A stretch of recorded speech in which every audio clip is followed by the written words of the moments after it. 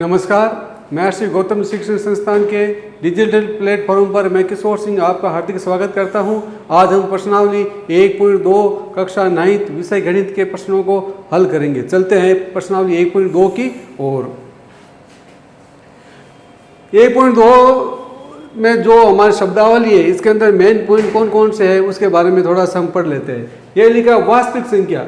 वास्तविक संख्या परमेय संख्या व अपरमेय संख्याओं का संग्रह होता है, उसको हम क्या बोलते हैं? वास्तविक संख्या बोलते हैं। जो परमेय संख्या और अपरमेय संख्याओं का संग्रह को हम क्या बोलते हैं? वास्तविक संख्या। अब मैंने आपको बता दिया कि परमेय संख्या क्या होती है। ये हमारे पास मान लीजिए परमेय संख्या के बारे में हमने 2-3 बार बातचीत की है। इसके बारे में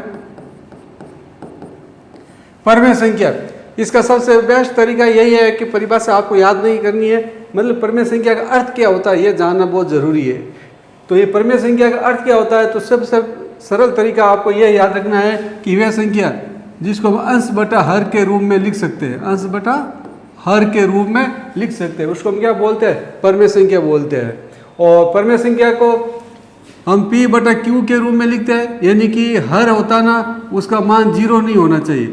ये जो हर में संख्या कोई भी लिखो तो इसके नीचे 0 नहीं होना चाहिए, हर 0 के रूप में नहीं होना चाहिए, उसको हम परमेय संख्या के द्वारा व्यक्त करते हैं। वापस देखिए, परमेय संख्या का अर्थ क्या होता है कि जिससे हम अंश बटा हर के रूप में लिखते हैं उसको हम परमेय संख्या के रूप में व्यक्त कर सकते हैं। कोई भी संख्या हो, कोई भी संख्या ले लो आप, ये 3 है 5 है तो आप 3 बटा 5 हर के रूप में लिखो तो ये परमेय संख्या हो गई।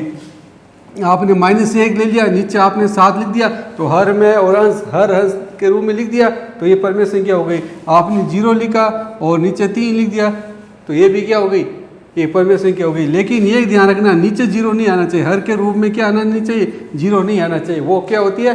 परमेय संख्या नहीं होती है। तो परमेय संख्या के मतलब आप समझ गए कि जो संख्या अंश बटा हर के रूप में लिखते हैं उसको हम परमेय संख्या कहते हैं। P बटा Q के रूप में लिखते हैं और Q का मान 0 नहीं होना चाहिए। अपरमेय संख्या इसका उल्टा हो जाएगा।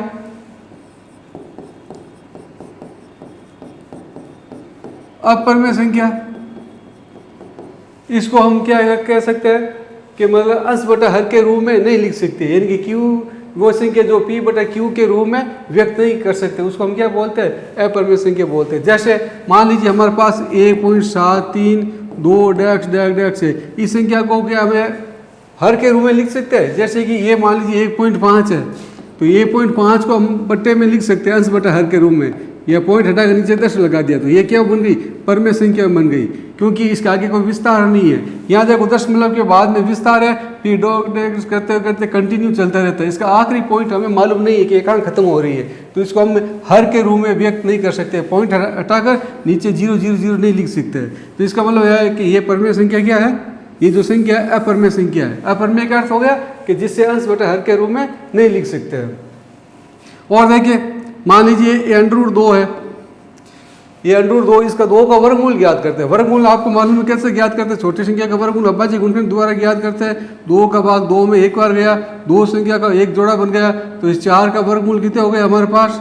4 का वर्गमूल 2 हो गया। इसी प्रकार से अगर मान लीजिए हमें ये ज्ञात करना है, 36 का वर्गमूल ज्ञात करना है या 25 का वर्गमूल ज्ञात करना है, ये 36 का ज्ञात करना, तो हम क्या करते हैं? 5 का भाग देते हैं और ये 5, ये 2 संख्या का जोड़ा बन गया तो 25 का वर्गमूल 5 हो गया। अब 36 का ज्ञात करना है, 2 का भाग 18 बार, 9 बार, 3 बार, 1 बार, ये 2 संख्या का जोड़ा बना, इसका 2 संख्या का जोड़ा बन गया तो हमारे पास 6 आ गया। तो ये 36 का वर्गमूल 6 हो गया।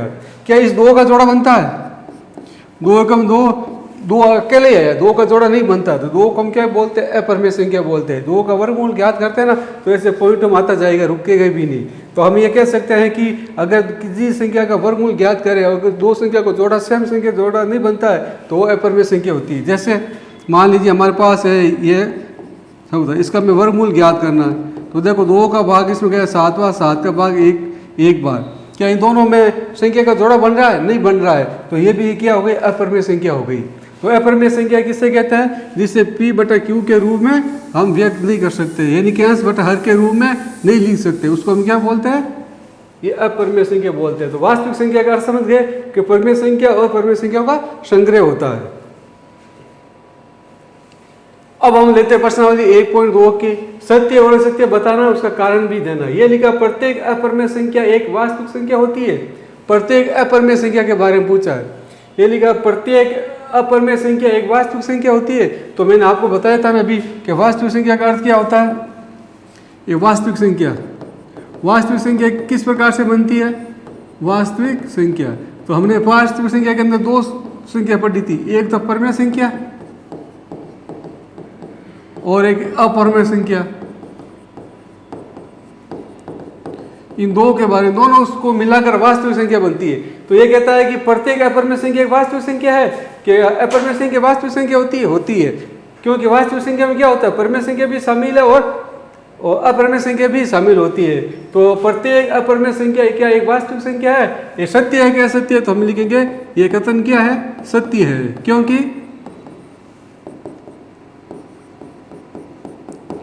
क्योंकि वास्तविक संख्या होती है ना, वो क्या होती है? वास्तविक संख्या परिमेय संख्या व अपरिमेय संख्या से मिलकर बनती या संग्रह होता है। मिलकर बनती या इन दोनों का संग्रह होता है, वो क्या कहलाती है? वास्तविक संख्या कहलाती है। तो देखो वास्तविक अपरिमेय संख्या होती है, वो वास्तविक संख्या के अंतर्गत आती है। ये वास्तविक संख्या √2 है। √2 वास्तविक संख्या है। क्यों? क्योंकि √2 क्या है? अपरिमेय संख्या। अपरिमेय संख्या वास्तविक संख्या होती है। ये √3 ये वास्तविक संख्या है। क्यों? क्योंकि √3 अपरिमेय संख्या हो। अपरिमेय संख्या किस में होती है? वास्तविक संख्या होती है। तो हमारा पहला कथन सत्य है कि प्रत्येक अपरिमेय संख्या एक वास्तविक संख्या होती है। कारण क्या है कि वास्तविक संख्या किससे बनती है? परिमेय संख्या और अपरिमेय संख्या से मिलकर बनती है। तो हमें लिखेंगे सत्य है क्योंकि वास्तविक संख्या परिमेय अपरिमेय संख्या से मिलकर बनती है। तो √3 क्या अपरिमेय संख्या है कि वास्तविक संख्या है? √3 अपरिमेय संख्या है और अपरिमेय संख्या क्या होती है? वास्तविक संख्या होती है। तो ये भी क्या होती है? वास्तविक संख्या। मान लीजिए 1.432 आगे डैश और ये खत्म ही नहीं हो रही, अंतिम बिंदु प्राप्त नहीं कर सकते। क्या ये कौन सी संख्या है? ये अपरिमेय संख्या है। और अपरिमेय संख्या क्या होती है? वास्तविक संख्या होती है। तो ये वास्तविक संख्या है। दूसरा, संख्या रेखा का प्रत्येक बिंदु m के रूप में होता है जहाँ m एक प्राकृत संख्या है। प्राकृत संख्या के बारे में देखो, सबसे पहले आप इसके बारे में ध्यान से देखो। प्राकृत संख्या का अर्थ क्या होता है? प्राकृत संख्या शुरू होती है 1 से शुरू होती है। कहाँ से शुरू होती है? 1, 2, 3 और इसका अंतिम बिंदु हम प्राप्त नहीं कर सकते, यानी कि अनलिमिटेड होती है, अनंत तक चलती रहती है। इसको हम प्राकृत संख्या कहते हैं। तो ये कहता है कि m एक प्राकृत संख्या है। प्राकृत संख्या m का मान 1 हो सकता है, m का मान 2 हो सकता है, m का मान 3 हो सकता है, 4 हो सकता है, 100 हो सकता है, 101 हो सकता है, ये हो सकता है। ये m प्राकृत संख्या है। तो ये लेकर अब आता है दूसरा पॉइंट इसके अंदर, रेखा संख्या। रेखा संख्या से आप क्या समझते हैं? रेखा संख्या का तात्पर्य होता है एक नंबर लाइन होती है, ऐसे यहाँ 0 लिखा होता है, 0 के उस साइड के अंदर प्लस की संख्या होती है। देखो ये प्लस की संख्या है, ये 0 की संख्या प्लस की संख्या है इधर, और इधर लेफ्ट हैंड साइड के अंदर माइनस की संख्या होती है। ये माइनस की संख्या होती है, ये माइनस की संख्या, ये भी अनलिमिटेड चलती है। अब आप देखिए इसके बीच में दशमलव भी हो सकता है। ये लिखा है संख्या रेखा। संख्या रेखा का मतलब हो गया एक नंबर लाइन होती है जिसके इस साइड के अंदर राइट हैंड साइड के अंदर प्लस की संख्या होती है और लेफ्ट हैंड साइड के अंदर माइनस की संख्या होती है। प्रत्येक बिंदु m के रूप में हो सकता है कि जहाँ m एक प्राकृत संख्या है। तो क्या ये प्रत्येक बिंदु m के रूप में हो सकता है? जैसे मान लीजिए 2 लिया, 2 और ये प्राकृत संख्या है तो √2 m बराबर √2 लिख सकते हैं। क्या संख्या हो सकती है? m की जगह मैंने क्या लिखा? 2 लिखा। तो हाँ ये राइट है, प्राकृत संख्या हो सकती है m। ये m मैंने लिखा और m का मान आपने ये ले लिया 5, तो हमने लिखा 5 √5। तो ये कथन अभी तक सत्य है। ये √5 लिखा, m के रूप में आपने कोई भी संख्या इधर ले ली, 10 ले लिया, तो ये 10 ले लिया। अब आपने m के रूप में यहाँ लिखा, ये -2 लिखा, ये -2। क्या ये कथन सत्य है? ये असत्य है। क्यों? क्योंकि प्राकृत संख्या सिर्फ प्लस की होती है, धनात्मक होती है, माइनस में हो ही नहीं सकती, पहली बात। दूसरी बात कि रूट के अंदर हमेशा संख्या कौन सी आती है? प्लस की संख्या आती है। रूट के अंदर कभी भी माइनस की संख्या नहीं आ सकती है। अभी ये याद रखना कि रूट के अंदर माइनस की संख्या कभी भी नहीं हो सकती है। तो आप ध्यान से देखो, ये लिखा है संख्या रेखा। संख्या रेखा पर कौन कौन सी संख्या होती है? एक प्लस की संख्या होती है इधर वाली, और एक कौन सी संख्या होती है? माइनस की संख्या होती है। दोनों संख्या होती है। क्या प्रत्येक बिंदु m के रूप में हो सकता है? क्या ये 4 हो सकता है m के रूप में? 4 m के रूप में हो सकता है? नहीं हो सकता है। क्यों नहीं हो सकता? इसका 2 कारण है। एक तो 4 ऋणात्मक है, अंडर रूट के अंदर ऋणात्मक माइनस की संख्या नहीं हो सकती है। और ये सिर्फ हमें प्राकृत संख्या का पूछा हो, प्राकृत संख्या किस में होती है? ओनली प्लस के अंदर होती है, तो ये प्लस के अंदर होती है। तो अब इस कथन सत्य है क्या सत्य है? देखो आप इधर की ओर चलते हैं तो इस कथन सत्य है, यहाँ से चलते हैं तो सत्य है। m का मान 2 हो सकता है, m का मान 3 हो सकता है, m का मान 4 हो सकता है और m का मान 5 हो सकता है। जैसे हम इधर की ओर चलते हैं तो m का मान -1 नहीं हो सकता, m √m है, इसका मान -1 नहीं हो सकता। इसका 2 कारण बता दिया। एक तो कारण है कि अंडर रूट के अंदर माइनस की संख्या नहीं होनी चाहिए, दूसरा कारण ये प्राकृत संख्या के बारे में पूछ रहा है, माइनस की संख्या प्राकृत संख्या नहीं होती है। क्या m का मान -4 हो सकता है?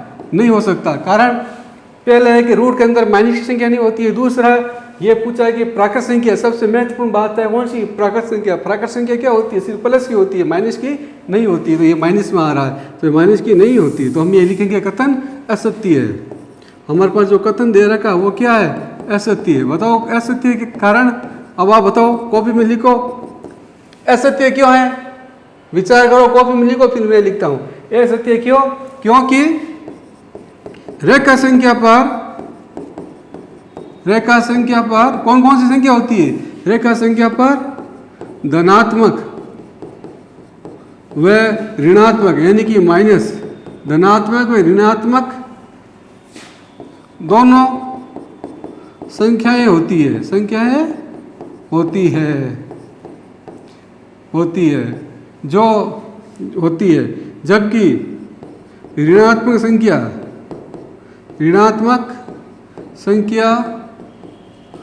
प्राकृत संख्या नहीं है।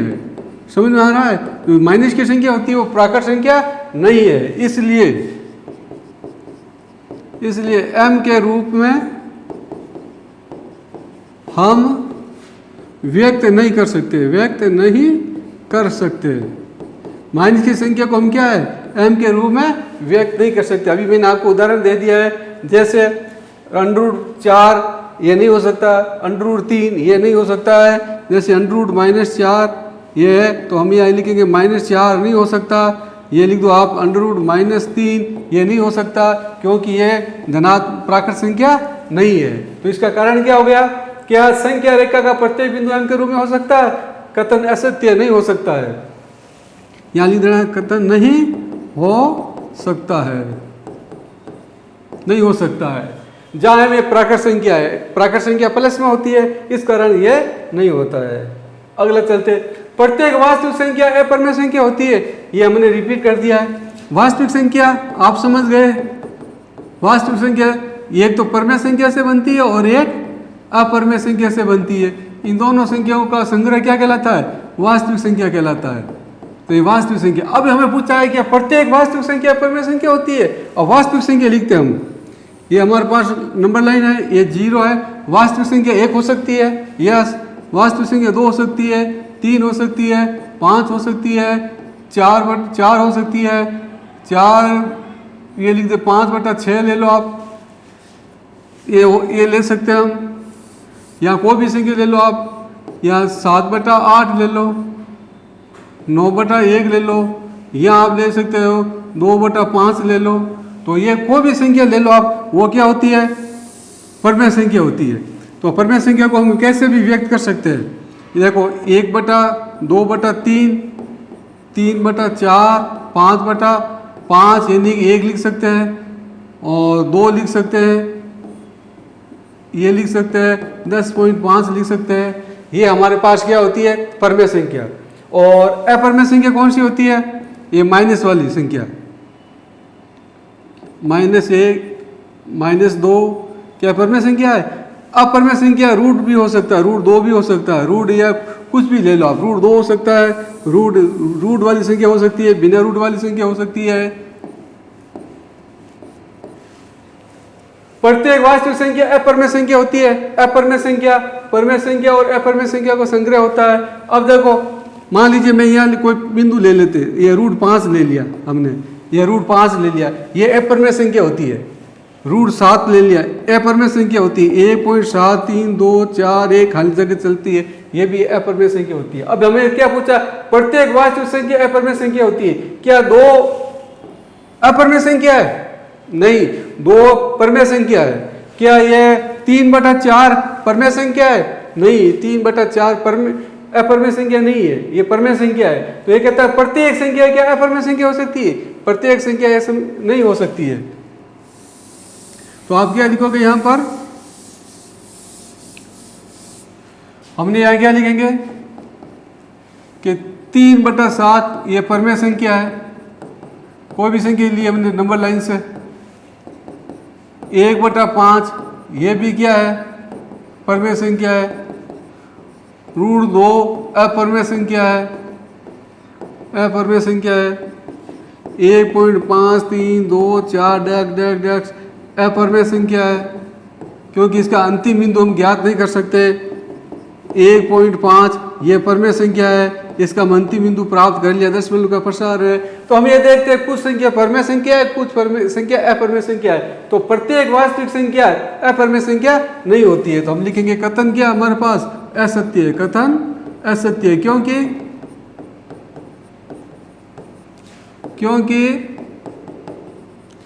वास्तविक संख्या में कौन सी संख्या शामिल होती है? परमेय संख्या भी शामिल होती है, अपरमेय संख्या भी शामिल होती है। क्योंकि वास्तविक संख्या में परमेय संख्या भी होती है, परिमेय संख्या भी होती है। अतः यह अपरमेय संख्या नहीं होती। कौन सी नहीं होती है परमेय संख्या? परमेय संख्या। क्योंकि वास्तविक संख्या में परमेय संख्या भी होती है, अतः परमेय संख्या होती है वो अपरमेय संख्या नहीं होती है। इस कारण यह कथन क्या है? असत्य है। अब हम अगली ओर चलते हैं। क्या सभी धनात्मक पूर्णांकों के वर्गमूल अपरमेय होते हैं? यदि नहीं तो एक ऐसी संख्या के वर्गमूल का उदाहरण दीजिए जो एक परमेय संख्या है। यह लिखा है कि सभी धनात्मक पूर्णांकों के, पूर्णांक का मतलब समझ गए आप? पूर्णांक हमारे पास कितने प्रकार के होते हैं? ये एक तो माइनस का पूर्णांक और ये प्लस का पूर्णांक। देखिए हमारे पास यहाँ क्या पूछा है? सिर्फ धनात्मक पूर्णांक पूछा है। ये कहता है क्या सभी धनात्मक पूर्णांकों के वर्गमूल अपरमेय होते हैं? ये हमें ज्ञात करना कि होते हैं या नहीं होते। तो पूर्णांक के बारे में आप समझ गए, एक तो प्लस की संख्या होती है और एक संख्या क्या होती है? माइनस की। तो हम यहाँ लिखते हैं धनात्मक पूर्णांक। पहले इसको उदाहरण देखकर समझते हैं राइट है या गलत है। धनात्मक पूर्णांक, ये धनात्मक पूर्णांक है जैसे 1 का वर्गमूल, 2 का वर्गमूल, 3 का वर्गमूल, 4 का वर्गमूल और ये लो 5 का वर्गमूल, 6, 7, 100, 36 ये लेते हैं। अब देखो 1 का वर्गमूल हमारे पास क्या होता है? 1 निकलता है। 2 का वर्गमूल पूरा नहीं निकलता, मैंने बता दिया। 2 के हम टुकड़े करते हैं तो इसका एक ही जोड़ा बनता है, 2 पूरा नहीं निकलता। 3 का वर्गमूल भी पूरा नहीं निकलता। 4 का वर्गमूल क्या हो गया? 2 × 2 यानी कि 2 संख्या को एक जोड़ा बनता है, तो ये 2 हो गया।